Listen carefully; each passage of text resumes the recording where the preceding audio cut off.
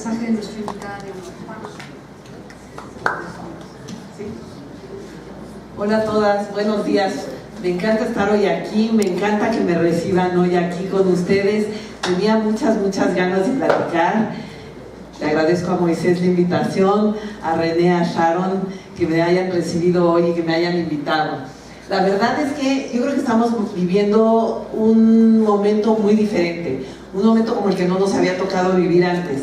La verdad es que yo siempre me pongo a pensar cómo habían sido las elecciones que a mí me habían tocado vivir, y yo creo que ninguna se había parecido a esta.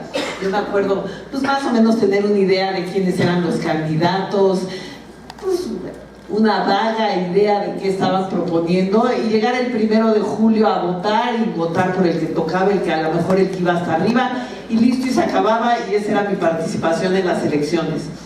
Yo creo que hoy estamos enfrentando una situación muy diferente. Yo creo que por primera vez, a lo mejor en la historia de México, estamos enfrentando dos proyectos de país muy diferentes. Uno que habla de un México potencia, de un México que va hacia adelante, y uno que habla de un México cerrado, de un México como el que vivimos hace, yo creo, como 70 años.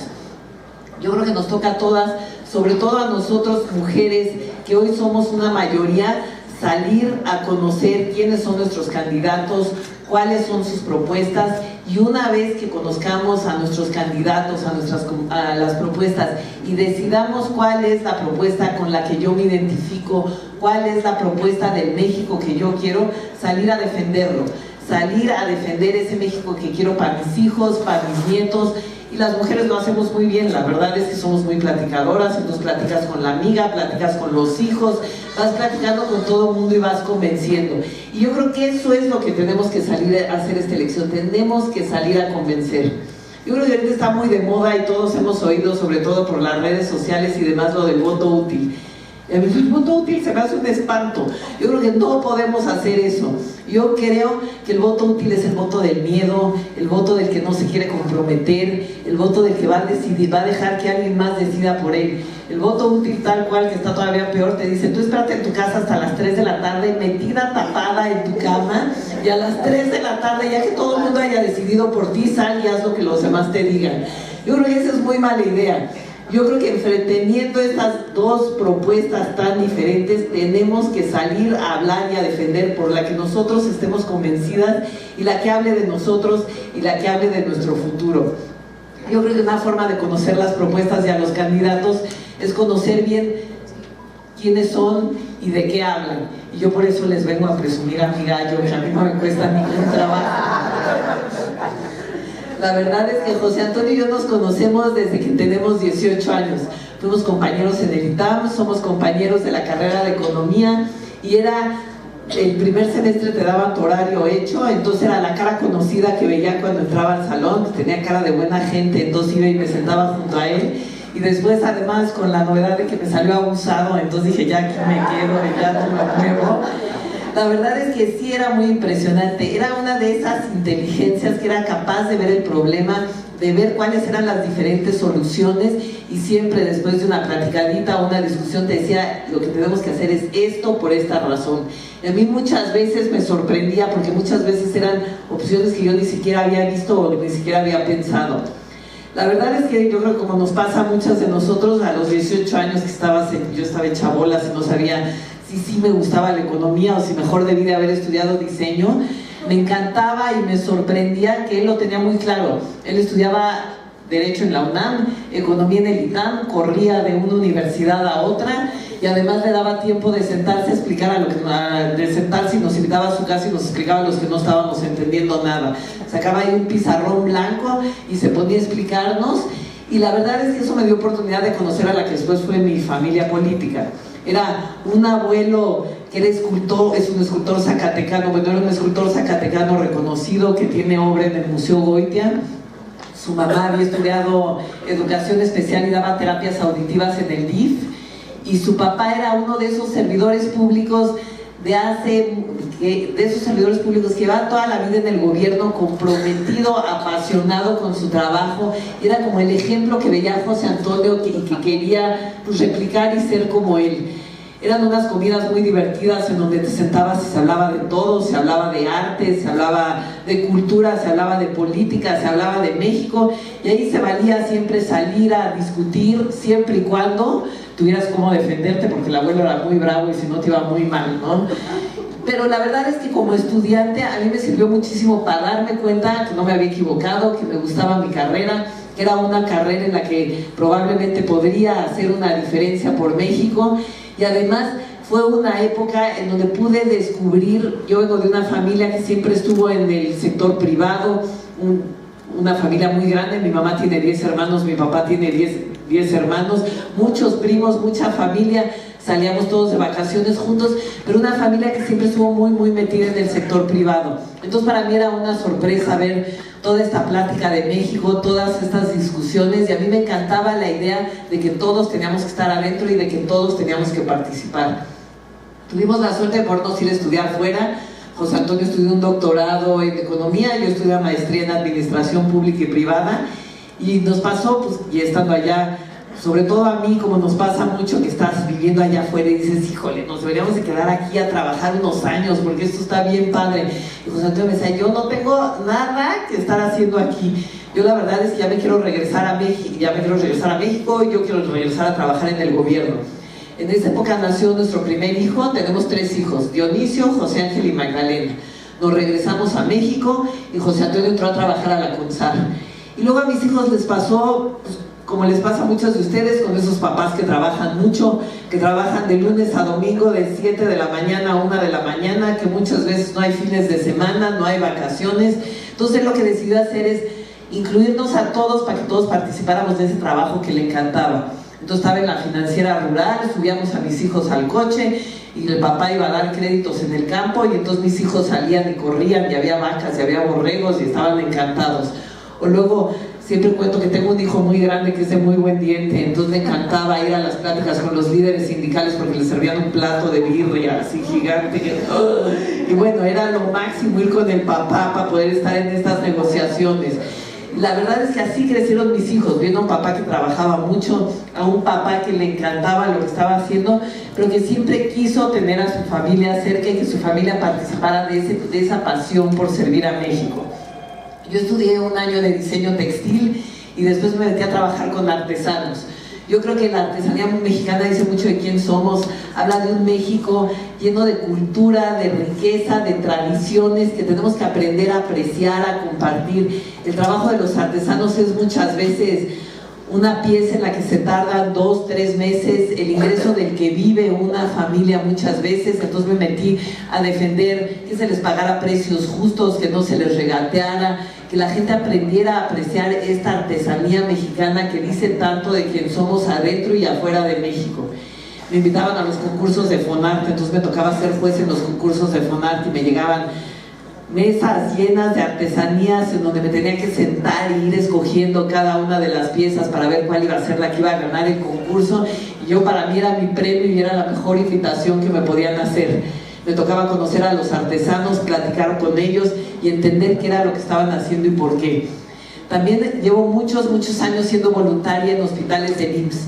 Empecé en siglo XXI en la parte de oncología pediátrica con niños.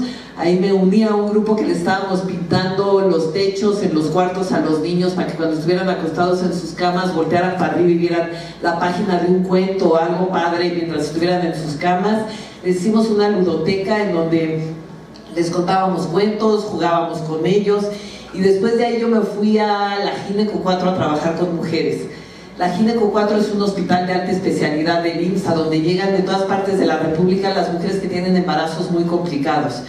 Entonces llegan mujeres de todas partes, van a la cita porque ya fueron a la cita en su ciudad, ya fueron a la clínica del estado y las mandan a la Gineco 4 pensando que van a una cita, y de repente llegan y les dicen pues que te vas a tener que quedar aquí 2 meses hasta que termine el embarazo.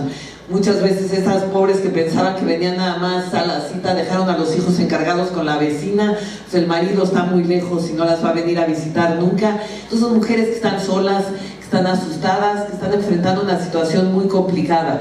Entonces con ellas decidimos hacerles igual unas ludotecas en donde les dábamos clases de tejido, de pintura, de bordado, les dábamos pláticas de alimentación, de cómo cuidar a los hijos, y también se nos unieron algunas universidades que les enseñaban a hacer sus currículums y les enseñaban también a cómo hacer una entrevista de trabajo. El chiste es que cuando salieran de ahí después de 2 o 3 meses, salieran habiendo aprendido algo, salieran más fuertes y más decididas para poder enfrentar el mundo, pues ahora que traían además un bebé. La verdad es que cuando empezamos con esta aventura y que José Antonio empezó a llegar a mi casa y nos decía, pues prepárense para hacer o prepárense para no ser, y todos vivíamos aterrorizados, el día que llegó de plano de una noche me dijo, pues ahora sí, prepárate para hacer. Y la verdad es que lo primero que sentí fue un susto espantoso, ya una noche sin dormir, pero después me quedé pensando que por congruencia José Antonio lo tenía que hacer. Ya había sido 5 veces secretario de Hacienda, de Energía, de Sedesol, de Relaciones Exteriores y otra vez de Hacienda. Se había aventado todo el sector financiero completo, público, de arriba a abajo. Ya no le quedaba otra cosa que hacer y se tenía que meter en esto, pues porque era lo que seguía para seguir trabajando por México. Y la verdad es que yo me quedé pensando, y sí, el México que yo quiero para mis hijos es el México que les puede dejar José Antonio. Entonces por eso decidí salir a darlo a conocer, a hablar de su proyecto, para que la gente se entusiasme y se una a nosotros y nos ayude a convencer a la más gente posible. Él hizo 7 compromisos en Mérida, cuando empezó la campaña hace más o menos, ya no sé, como 2 meses. Qué horror, ¿verdad? Pero ya cuando arrancas ya no sabes si es sábado o domingo o qué día es. Hace más o menos como 2 meses. Y en esos 7 compromisos en Mérida, que a mí me encanta, su primer compromiso fue con las mujeres. Él está muy, muy convencido de que las mujeres tenemos que ser parte de la economía y que eso es lo que va a hacer que México se vuelva un país fuerte. Tenemos que tener la opción de decidir si queremos trabajar o no queremos trabajar, y para eso necesitamos tener, por ejemplo, guarderías de tiempo completo con alimentos a donde los niños estén cuidados y sepas que mientras te vas a trabajar tu niño va a estar bien. Casas de día para cuidar a adultos mayores, porque ahorita las mujeres en general somos las que cuidamos al papá, al tío, al abuelo, y entonces saber que está ocupado, bien cuidado, nos va a dar la tranquilidad de poder salir a trabajar. Créditos a la palabra, porque nos pasa muchas veces que sales de trabajar porque tuviste hijos y de repente quieres poner tu negocio, resulta que no te conoce nadie y nadie te da un crédito. Entonces créditos a la palabra para que las mujeres puedan emprender su propio negocio. Y por supuesto, él habla mucho de la educación para que nunca se le vuelva a faltar al respeto a una mujer. 7 de cada 10 mujeres reportan que en algún momento han sufrido algún tipo de abuso, y por eso tiene que haber una educación que empiece en la escuela, que siga en las áreas de trabajo y que se la dé la familia siempre, toda la vida, para que las mujeres siempre nos sintamos tranquilas de poder salir, poder trabajar, poder estar en el transporte o poder hacer lo que nosotras queramos. Y él también habla del piso parejo. Las mujeres generalmente ganamos 30% menos que los hombres, entonces a las mujeres se les tiene que pagar igual por un trabajo igual. Y después, que lo van a ver ahí en su hojita y están ahí los 7 puntos. El último punto que a mí me encanta, y es un poquito hablar de cómo ve la política y de cómo piensa él que tiene que ser la política en México. Él platica mucho que cuando llegó a Sedesol, los estudiantes tenían derecho a tener seguro social y más de la mitad no sabía. Entonces, pues, si los tenían que operar, si tenían algún problema, era algo que recaía sobre el patrimonio de la familia, que muchas veces la metía en problemas. ¿Qué fue lo que hicieron? Salieron a buscar a cada uno de los estudiantes a decirles, este es el número de seguridad social que te va a acompañar por el resto de tu vida. Y hicieron eso con 6 millones de estudiantes. Entonces él está convencido de que sí se puede, de que la política ya no puede ser llegar a decir yo te voy a dar una beca y con eso tienes que estar encantado, parejo para todo el mundo. Porque a lo mejor para un chavo que no tiene ninguna necesidad, una beca le va a servir pues, para irse a cenar con sus amigos y va a estar encantado. Pero para una familia que tiene un problema de pobreza y además una discapacidad, esa beca tampoco es suficiente. Esa familia necesita un apoyo mucho, mucho más grande, a lo mejor 3 veces, a lo mejor 5 veces. Y ese tiene que ser el papel que juegue el gobierno, el de un gobierno cercano que vaya con cada uno de nosotros y nos pregunte, ¿tú qué necesitas? Y muchas veces es una máquina de coser, muchas veces es una rampa porque tengo a un familiar discapacitado y necesito una rampa para que pueda entrar a mi casa. Cada quien tenemos necesidades diferentes y ese tiene que ser el papel del gobierno, ayudarnos a que cada quien podamos cumplir nuestros sueños. Entonces por eso yo quiero que lo conozcan, que se metan a ver sus propuestas. Ya no está aquí, pero tiene una hoja que es www.mi18.com, por si quieren ver las propuestas cada una con más detalle, ahí te puedes meter a verlas todas. Pero mientras, pues, aprovechando la oportunidad, quiero que me pregunten las dudas que tengan. Si no me las sé, me las llevo de tarea y luego se las contesto. Pero el chiste es que todas se vayan sin ninguna duda convencidas para que vamos a salir cada quien a convencer por su proyecto. Muchas gracias.